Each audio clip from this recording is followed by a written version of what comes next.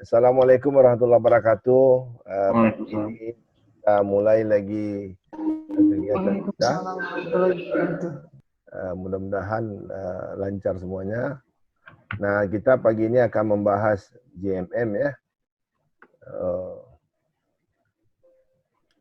Kita bahas JMM. Oke.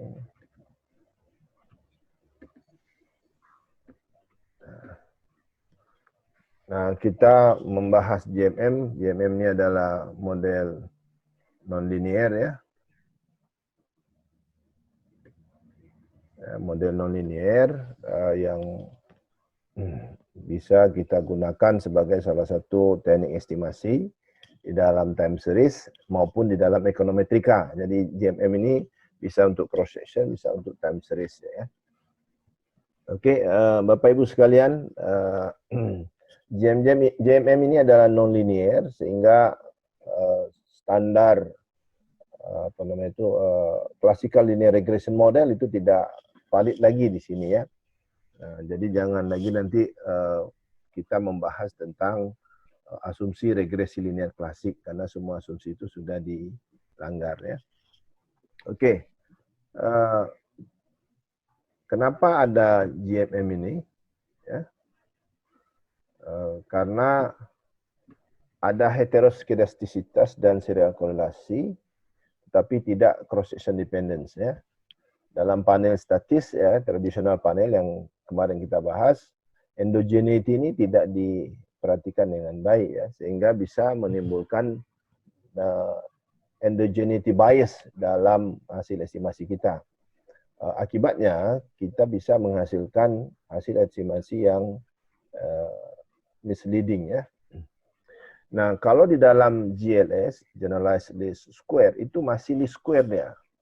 Masih least square dan dia hanya memperbaiki masalah jika terjadi heteroskedasticity atau serial korelasi. Meskipun ada sebagian membagi kalau heteroskedasticity itu dia buat sebagai weighted least square atau WLS, dan sebagian menyatakan bahwa untuk GLS adalah serial correlation. Tapi ada sebagian buku menyatakan GLS itu bisa untuk hetero, juga bisa untuk serial correlation ya. Nah, sehingga kita nyatakan bahwa GLS, WLS itu masih menggunakan least square. Hanya saja datanya kita perbaiki. Ya, apakah kita perbaiki dengan mean dari residual sama square atau dengan akar atau dengan yang lainnya ya, akar dari variabel, salah satu variabel yang menyebabkan terjadinya heteroskedasticity. Nah, di dalam JMM juga mempunyai instrumental variable yang sama seperti di dalam two state least square atau di dalam persamaan simultan. Oke. Jadi di dalam JMM itu bisa mengatasi jika ada endogeneity bias dan panel heterogeneity bias serta masalah over identifikasi di dalam model yang kita estimasi. Oke, ini kita misalkan bagaimana kita menggunakan konsep dari JMM ya. Nah, kita lihat ada investment in research and development ya, ada corporate governance characteristic, ada firm level characteristic. Nah, kita tahu bahwa ini akan berpengaruh kepada return on asset. Nah, makanya di dalam JMM ini kita harus siap dengan banyak variabel. Untuk apa variabel itu? Untuk mendukung estimasi kita, yaitu kita menggunakan instrumental variable. Jadi kalau dalam JMM harus siap dengan banyak variabel cadangan. Ya, kita gunakan untuk estimasi di dalam JMM ini. Oke. Ada different JMM, ada sistem ya. Di different JMM ini seluruh variabel sudah ditransformasikan ke dalam bentuk first different untuk menghilangkan time effect dan cross effect. Ya. Kemudian lag endogen dipakai sebagai salah satu instrumen di samping instrumen yang lainnya.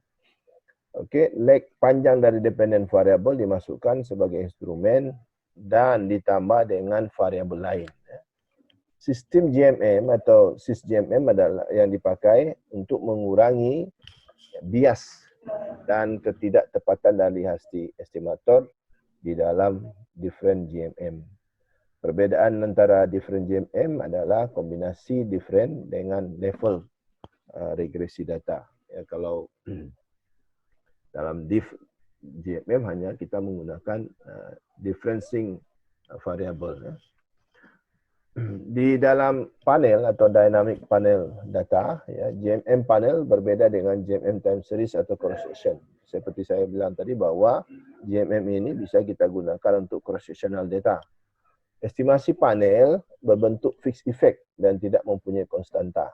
Instrumental list sama dengan GMM, tapi lag dependent tidak mempunyai limit atau disebut sebagai GMM style. Ya. Estimasi GMM panel lebih baik di tingkat first different dan instrumental first different. Model GMM panel valid dilihat dari J statistik nantinya. Semakin banyak instrumental variable, memungkinkan model tidak valid. Nah, ini yang kemarin yang kita sebut dengan parsimoni. Ya. Parsimoni itu adalah kita menggunakan variabel yang tidak terlalu banyak dan tidak juga terlalu sedikit. Atau dengan kata lain, lebih pas, ya, tidak terlalu banyak dan tidak terlalu sedikit. Nah, ada problem dari instrumental variable, yaitu tidak mudah mencari instrumental yang valid. Nah, ini yang persoalannya. Biasanya menggunakan variabel yang tersedia seperti lag variable atau lead variable. Ya. Bisa kita gunakan lag variable atau lead variable. Masalah instrumental variable ini memberikan gambaran seberapa baik model dijelaskan jika dimasukkan unsur lain. Semakin banyak, semakin tidak bagus. Tapi kita harus membuat cadangan data yang bisa kita gunakan sebagai pengganti. Apabila hasil estimasi kita tidak bagus, kita masih punya cadangan variabel lain yang bisa kita gunakan sebagai instrumental variable. Kesalahan prediksi peneliti bahwa estimasi GMM atau two-state square terdapat unsur instrumen. Ternyata tidak sepenuhnya benar karena harus dicek weak instrumental variable. Kita nanti akan cek apakah ada weak instrumental variable. Apabila Crook-McDonald statistik lebih kecil dari stop Yogo critical value, maka instrumental variable itu dinyatakan lemah. Cek endogeneity variable, hasil bahwa variabel adalah eksogen apabila different statistik probability-nya lebih besar dari 0,05. Hasil estimasi tidak reliable.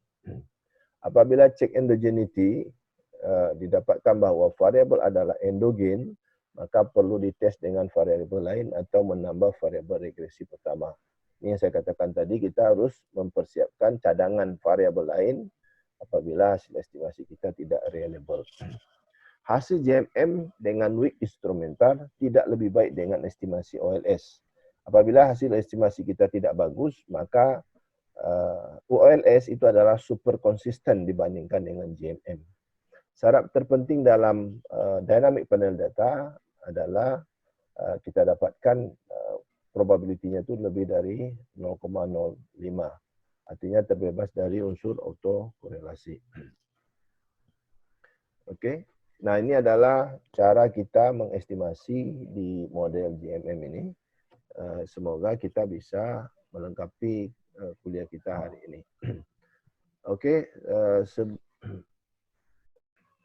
silakan Kamal sebelum Ya, Pak. kita melanjut ke panel GMM sehingga besok bisa kita banyak diskusi.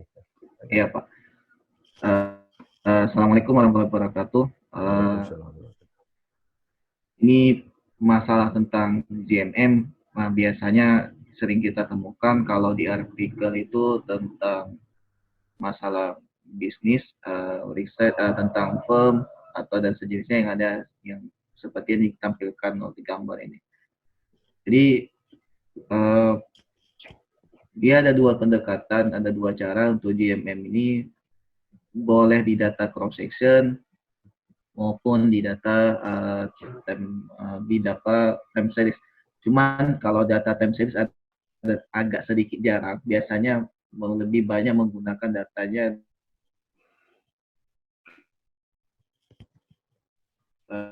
Sering jumpa ada yang bertanya sama saya. Beliau juga lagi menyusun disertasi, sudah mau selesai. Apa sih Pak sebenarnya yang menyebabkan kita harus memakai JNM? Sebenarnya kalau kita lihat itu bahwa residual kita itu tidak boleh berhubungan terhadap variabel bebas. Nah, ini estimasi ini yang menyebabkan kita memindah dari OLS menjadi JNM. Jadi ada 4 tingkatan ya, dalam menggunakan estimasi. Yang paling pertama itulah super konsisten adalah OLS. Yang kedua adalah maksimum likelihood. Yang ketiga adalah instrumen variabel. Nah, yang keempat ini baru masuk, ini estimasinya adalah GMM, Generalist Moment of Method of Moment of Method. Gitu. Jadi case dia menganggap bahwa ada unsur endogeneity. Kebanyakan di data cross section, apalagi terutama di data-data survei, bagaimana seperti IQ, tenaga lapangan kerja, pengalaman kerja, kemudian tentang masa jabatan, kemudian pendidikan, upah, itu seluruh variabelnya, terutama survei national labor work itu kan, itu saling keterkaitan. Sangat jarang kita bilang bahwa tidak mungkin orang upah itu hanya dipengaruhi oleh pengalaman kerja, sekolah, dan IQ. Padahal IQ itu dibentuk dari sekolah juga. Jadi dia ada arah terbalik ya jadi di dalam equation kita ada equation lagi di dalamnya. Jadi residual kita tuh kadang-kadang kalau kita run data, kenapa hasilnya tidak sesuai di sini? Yang harusnya kita dapat sesuai dengan hipotesis positif semua, tetapi tiba-tiba ada negatif. Misalnya kita bilang IQ kita dapatnya negatif terhadap upah.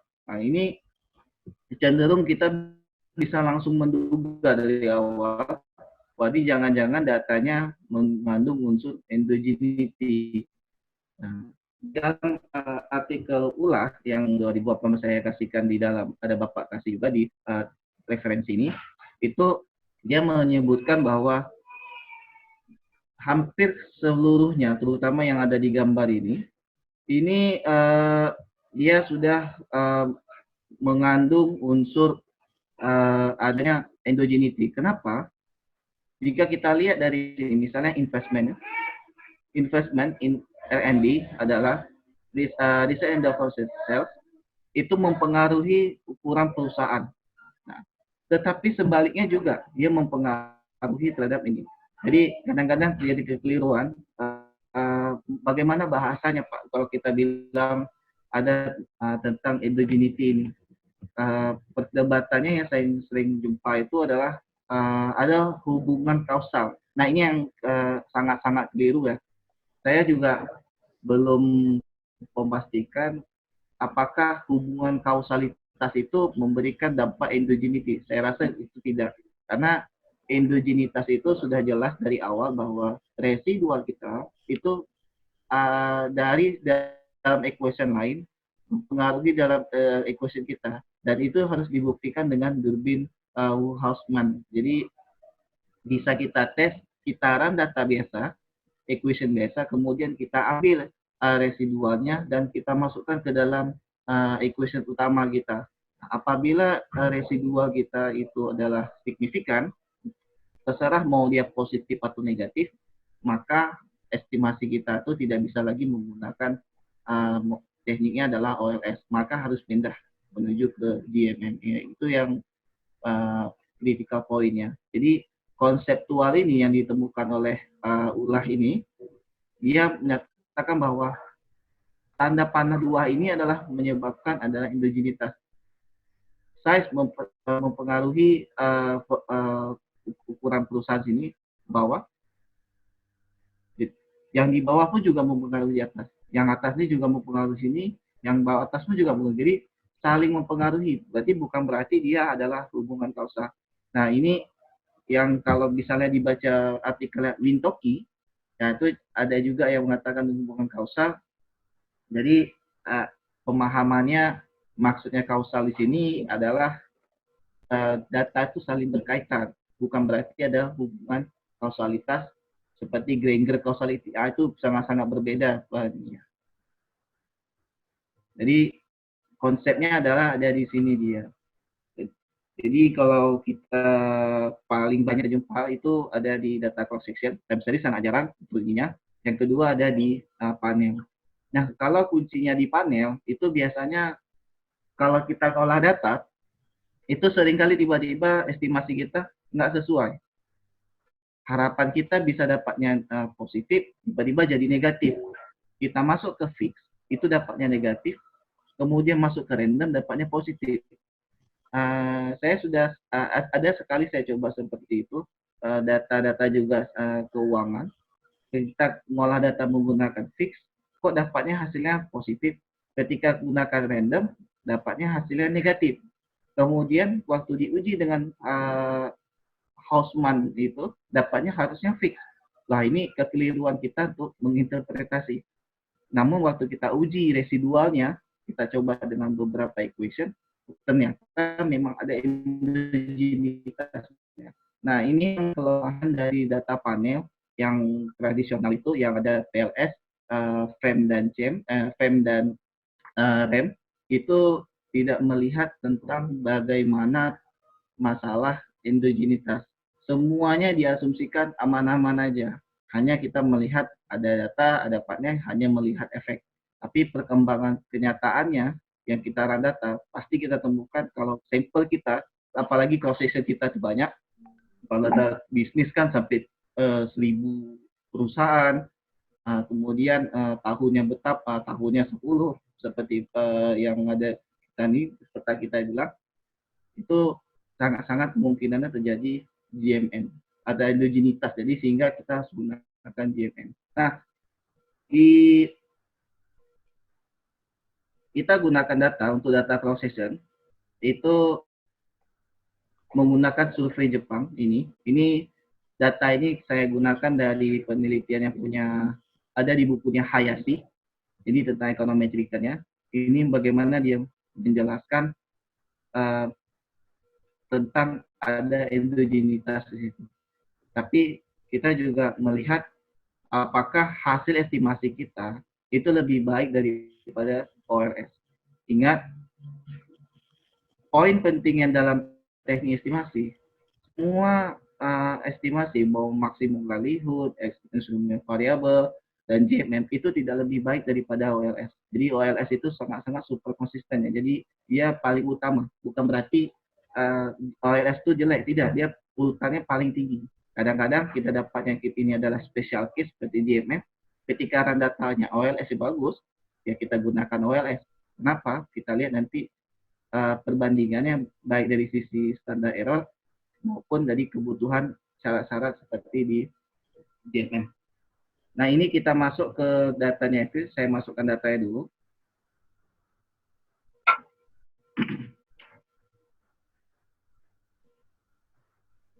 Data GMM. GMM.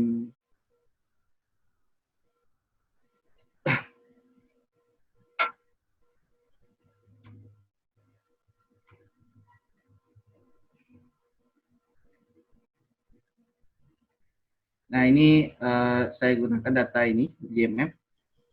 Ini saya share dulu. Sebelum saya share, ini ada data. Ini datanya belum saya share.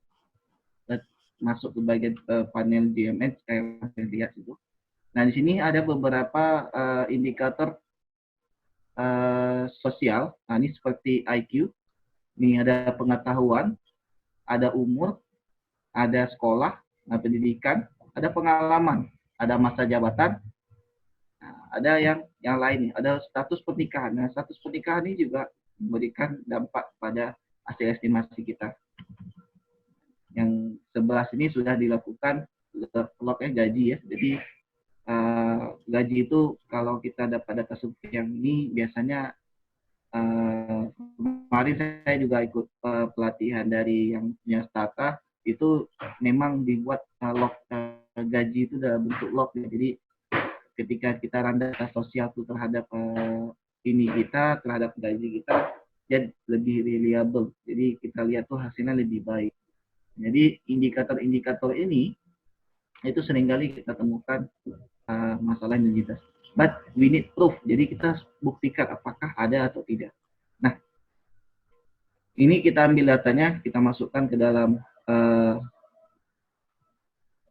Evius.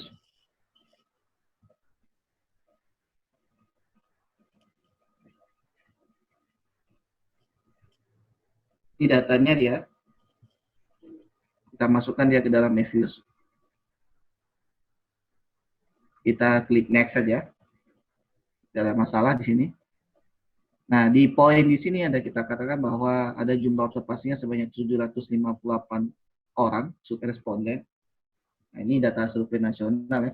Kalau kita misalnya menggunakan data BPS, nah ini bisa kita bermain di sini. Nah, jenis data cross section itu berada di tingkatnya paling atas, unstructured atau undated. Nah, jadi datanya seperti ini. Ini adalah data cross section.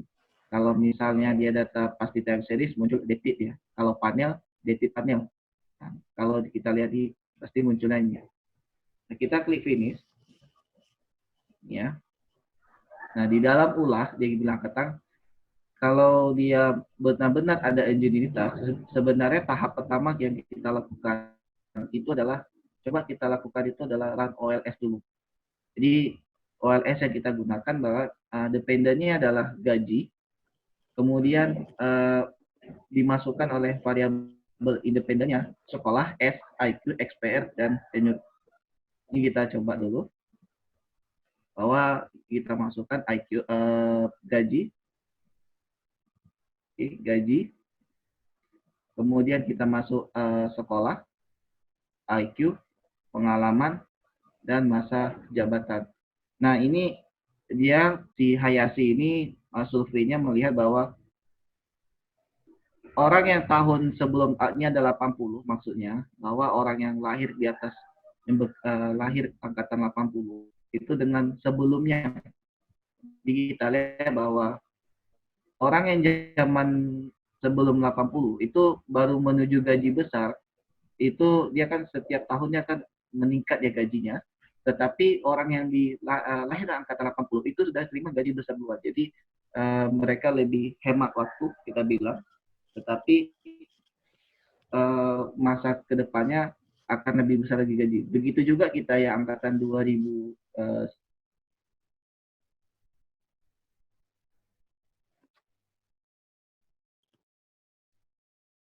Suara Kamal nak dengar tu.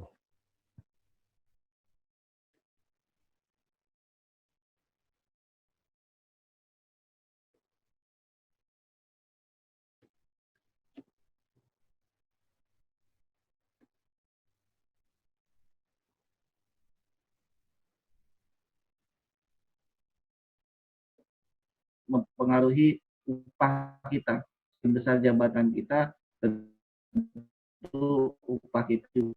Pengalaman juga maka menentukan. Nah, kalau kita lihat di sini logikanya, kalau kita punya pengalamannya lebih, pasti kita punya jabatan kita akan lebih lama. Kemudian pengalaman yang kuat itu akan mempengaruhi IQ kita. Nah, IQ yang kuat itu sangat ditentukan oleh sekolah. Sekolah akan membentuk IQ. Nah, jadi kalau kita lihat di sini sering variabel itu bisa diputar-putar dia. Ini jadi independen, ini bisa jadi independen, kemudian kita run data. Nah, ini yang inilah yang kita bilang ada unsur endogenitas. Ini kita klik OK. Hasilnya ini. Nah, ini yang kita dapatkan bahwa sekolah berpengaruh positif, IQ positif, pengalaman positif, masa jabatan positif, dan semuanya adalah signifikan. Kalau kita lihat R-square-nya, ini sampel sudah 700, saya bilang. Tapi R-square-nya masih 32, it's no problem, bukan suatu hal yang menjadi permasalahan. Kemudian F-stat-nya bagus, dan DW-nya juga mendekati nilai nilai 2, berarti hampir tidak ada autokorelasi. Atau di sini kan kalau datanya cross section, pengujian asumsi klasiknya itu tidak untuk autokorelasi tidak ada. Jadi jangan nanti itu kalau misalnya diolah data harus ditampilkan data pengujian asumsi klasik untuk autokorelasi di processor. Karena data processor ini random.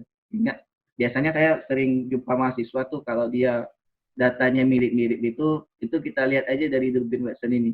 Kalau dia dapatnya 0, oh berarti kita tahu bahwa penelitian di lapangan dia itu dia kumpulkan satu masa tuh, dikumpulkan dia tanya, nah itu pasti jawabannya mirip. Kalau jawabannya mirip, nah ada pasti ininya rendah. Nah itu mudah kita lihat kalau data consistent. Nah ini hasil estimasinya. Kita bilang bahwa OLS ini diasumsikan memenuhi ya, memenuhi tidak ada unsur identitas. Nah ini kita freeze dulu. Kita tutup. Nah, coba kita run ulang bagaimana misalnya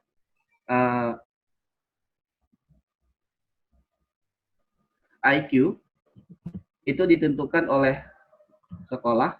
Kemudian ada unsur variabel lain, yakni adalah pengalaman. Kemudian ada unsur pengetahuan. Ingat, pengalaman dan pengetahuan itu memberikan kontribusi kuat terhadap IQ. KWW. Kita run data. Ini dapat hasil. Ya, ini dia. Ini kita dapat hasilnya negatif. Tidak baik. Cuman pengetahuan ini ada unsur multikognitas. Keduanya tuh sering berkaitan, makanya dia bisa berubah data ininya. Kita ambil residualnya, kemudian kita masukkan ke dalam model ini. Apakah benar IQ ini itu mengandung unsur endogenitas atau tidak? Kita lihat. Kita ambil residualnya. Resid 1, tanggap. Kemudian kita run ulang. LW, S, IQ, XPR, kemudian tenor, C masuk kepada resid 01. Nah, coba kita lihat bahwa kita sudah menduga ada unsur endogenitas. Yang kita lihat bahwa residual kita, ya ini residual kita, itu mempengaruhi equation pertama kita. Ditandai dengan adanya pengaruh yang signifikan. Nah, ini ada unsur endogenitas. Seharusnya kalau memang variabel itu tidak endogenitas, itu dia tidak signifikan di sini. Nah, makanya kita menduga bahwa hasil data-data survei ini langsung menuju kepada GMM. Kalau kita dalam slide, kita mencoba bagaimana di endogeniusnya kita anggap bahwa pengalaman dan masa jabatan. Orang kembali lagi IQ itu mempengaruhi pengalaman, bisa jadi juga pengetahuan mempengaruhi masa jabatan. Ini kita run ulang. Ini kita run ulang dengan pendekatannya adalah GMM. Maka estimasi menggunakan least square itu kita tidak bisa. Ini kita pindahkan dia kepada pemilihan modelnya adalah GMM. Nah, ini ada ditanya, apa saja yang kita masukkan ke dalam model. Ini instrumen ya, karena GMM ini dia membutuhkan instrumen.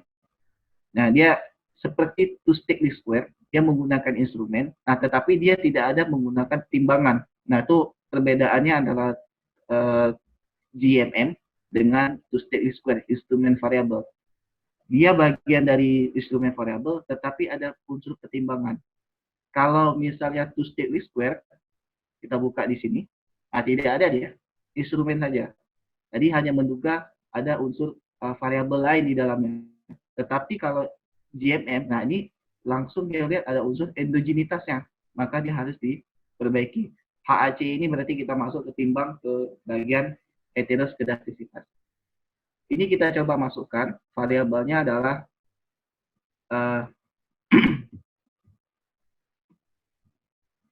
S, IQ, kemudian pengetahuan, yang kita duga tadi juga pengetahuan, dan umur.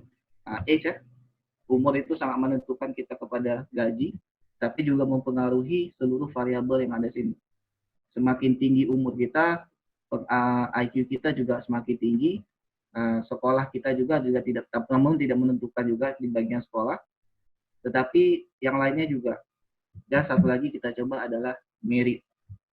Nah, jadi status pernikahan itu kalau kita PNS kan, kalau gaji single dengan gaji merit kan beda dia. Ada tunjangan tambahannya, sedangkan di tempat lain juga sama perkiraan gitu bahwa kalau kita sudah status menikah, ada tanggungan kita dibiayai. Kalau biasa PNS tuh langsung jelas ada tambahannya. Ini kita klik aja, langsung kepada klik OK. Kita klik OK. Ini unsur pilihannya. Dia dikasih pilihan boleh mendekati two-state least square, HAC. Kalau kita gunakan Y, itu berarti kita di datanya, contohnya di bagian time series-nya. Tapi kalau kita gunakan HAC, ini berarti kita kepada cross section. Nah, ini antara dua ini kita pilih, Y ini tidak kita masukkan. Ini kita coba dulu dia dengan pendekatannya adalah two-state least square. Nah, ini hasil pertama. Oke. Katanya, ini agak berbeda dengan hasil yang berada di sebelah kanan. Katanya, itu masa jabatan itu tidak mempengaruhi gaji kita. Tetapi dalam hasil estimasi OLS, bahwa masa jabatan itu signifikan, sangat menentukan kita. Jadi, ini ada perbaikan. Nah, apakah model kita itu baik atau tidak, itu dilihat dari jumlah instrumennya, dan dilihat dari probability statistik atau namanya Hansen test. Kalau sebelumnya namanya Sargan, sekarang kan dipindahkan, ditemukan lagi pendekatannya dengan statistik itu oleh Hansen. Jadi penjelasan ininya ada di bagian Hansen. Bahwa instrumen kita apakah layak atau tidak itu kalau nilai yang kita dapatkan probabilitas ini di atas 0,05. Nah, jadi kalau instrumen kita itu valid, jumlahnya sebanyak 6 itu valid. Kalau probabilitas kita dapatnya adalah di atas 0,05. Ini adalah 0,31 lebih besar daripada 0,05. Berarti instrumen kita yang kita gunakan itu adalah valid. Namun, kita lihat dulu, apa di secara Hansen ya, kita lihat jumlah ringnya. Tapi kita lihat apakah secara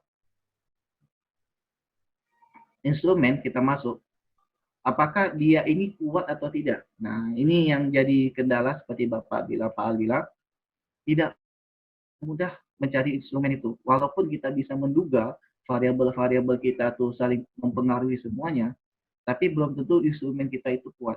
Kalau kita klik, nah ini yang kita dapatkan bahwa nilai start kita, nah ini nilai krononal F start kita, itu lebih rendah daripada nilai stop Yogu. Artinya nilai yang kita dapatkan itu adalah tidak kuat, sangat-sangat lemah. Jadi data penelitian kita ini menduga memang ada unsur endogenitas, tapi jumlah instrumen yang kita masukkan itu variabelnya tidak kuat. Artinya bukan kalau kita saya umpamakan dengan sasaran itu agak berbelok, lewat dia melenceng. Benar tujuannya kita ke sana. Kalau kita pergi ke Banda Aceh, itu benar ke Banda Aceh, tapi tujuan kita bukan pulang rumah, melainkan jalan-jalan. Jadi sama memang datang ke Banda Aceh, tapi bukan poinnya ke situ. Jadi instrumen kita itu tidak tepat sasaran. Benar, tapi tidak kuat maksudnya. Nah, sedangkan yang kita lihat, apakah ada unsur endogeneity. Nah, kita coba, ini ada, kita andaikan bahwa ini otomatis ya, variabel yang kita tidak masukkan, jadi yang tidak ada yang dimasukkan dalam instrumen, dia akan muncul di sini sebagai variabel di bagian untuk diduga, apakah benar variabel ini adalah variabel endogenous, berarti ada unsur endogen atau tidak. Kita klik OK. Nah, berdasarkan yang kita dapatkan, H0-nya bahwa pengalaman dan masa jabatan itu adalah eksogen. Berarti dia variabelnya bebas. Tidak ada unsur masalah endogen. Tetapi ketika kita lihat nilai different start-nya, dengan nilai probabilitasnya 0,000, itu di bawah 5%, itu kita pastikan bahwa pengalaman dan masa jabatan itu memang memberikan pengaruh ke semua variabel kita, sehingga dua variabel ini diperlakukan sebagai endogenous. Nah, ini yang poinnya. Apa yang kita dapatkan dari GMM ini? Yang pertama, ketika kita run data, hasil reviewnya, kita run data pertama dapat hasil OLS-nya ini, hasilnya cukup bagus, tapi kita secara teori kita melihat bahwa setiap variabel itu saling mempengaruhi dan besar kemungkinan itu akan terjadi endogenitas. Kemudian kita buktikan dengan cara sederhana, ambil residual dari sebuah equation di dalam model yang kita lakukan tadi seperti IQ, kita ambil residualnya, kemudian kita masukkan ke dalam equation pertama. Apabila residualnya itu adalah signifikan, maka kita tidak bisa lagi menggunakan estimasi OLS. Ini tidak bisa digunakan, maka harus pindah menggunakan estimasinya GMM. Nah, ketika pindah ke estimasi GMM ini, ada syarat-syarat tertentu bahwa harus menggunakan instrumen apa kira-kira yang variabel yang kita masukkan selain dari variabel itu saja kan. Jadi Bapak sudah bilang kebutuhan datanya apa harus banyak ya. Bukan berarti banyak variabel itu banyak juga memberikan hasil estimasi yang bagus, tetapi yang kita pakai itu benar atau tidak. Nah, hal ini bisa dibuktikan dengan nilai weak instrument diagnostic. Nah, ini dia. Bahwa tidak semua instrumen kita tuh kita masukkan semua satu keranjang, yang pentingnya adalah sedikit. Ternyata pembuktian kita buat tidak kuat estimasi kita di sini. Walaupun hasilnya kita dapatkan bahwa belum tentu memang, karena masa jabatan itu belum tentu. Ada juga yang jabatan yang biasa tapi gajinya tidak berubah. Ada juga yang tidak punya jabatan itu gaji yang besar. Kalau logikanya itu benar, tetapi pembuktian itu. Kemudian kebutuhan dia Hansen testnya memang dia sudah valid, GMM ini valid. Nah, tapi kalau lihat instrumennya adalah tidak valid. Sehingga apa yang kita dapatkan? Kalau seandainya memang estimasi ini semuanya memenuhi, seperti tadi saya bilang, ini terpenuhi, ininya terpenuhi, kemudian satu lagi ini yang terpenuhi, maka estimasi kita sudah dipastikan adalah GMM. Tapi pada kenyataannya, satu kesalahan di bagian instrumen, maka hasil estimasi tidak lebih baik daripada tingkat OLS. Baik Pak, itu Pak. Oke, terima kasih Kamal. Ada yang mau ditanya kawan-kawan semua? Bapak Ibu sekalian? Kalau mau ditanya silakan kita diskusi. Kalau tidak kita bisa maju ke tempat lain gitu. GMM ini sangat penting, merupakan salah satu dari model yang sangat advance ya. Oke, silakan ada Bapak Ibu mau bertanya. Terus? Dek, nanti dulu, Dek, makan dulu, Dek. Pak Muhyiddin. Wah, protes. Halo, ada yang mau bertanya? Tambahan Pak kan, Ya. Bagaimana bentuk GMM ini di dalam model, misalnya di dalam pitch kita, disertasi kita, kalau misalkan datanya data sosial, penulisannya seperti biasa, hanya menulis dalam bentuk Y sama dengan alpha 0 tambah alpha 1 X1 plus error term. Jadi dia tidak perlu dibuat model kalau seperti ARGL itu sudah jelas ya, karena ada kerangka sendiri dia menggunakan lag, itu bentuknya seperti ini. Tapi kalau misalnya GMM itu formula pertamanya dengan model regresi biasa dia. Nanti kita proving pembuktiannya di bawah di hasil estimasi. Jadi tidak perlu kalau misalnya memang mau buat matematikanya pakai vektor yang bilang bahwa ada matriks ini, matriks itu tidak ada masalah. Tapi yang saya temukan memulai GMM itu hanya tulis bentuk equation-nya biasa saja. Jadi Y sama dengan alpha 0 tambah alpha 1 X1 plus error term. Selesai. Kalau ada berapa variabel. Gitu, Pak. Oke, ada pertanyaan? Bapak Ibu sekalian? Ada pertanyaan? Kalau tidak ada pertanyaan, saya lanjut ke panel JMM. Oke, kita masuk ke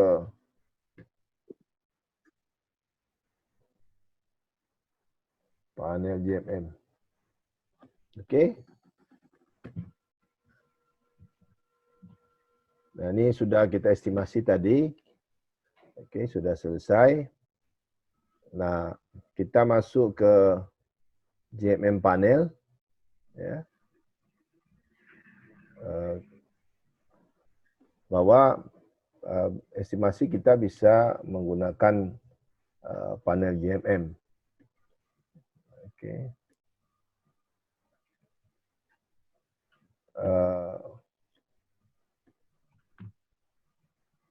Oke, Mal, silakan panel JMM.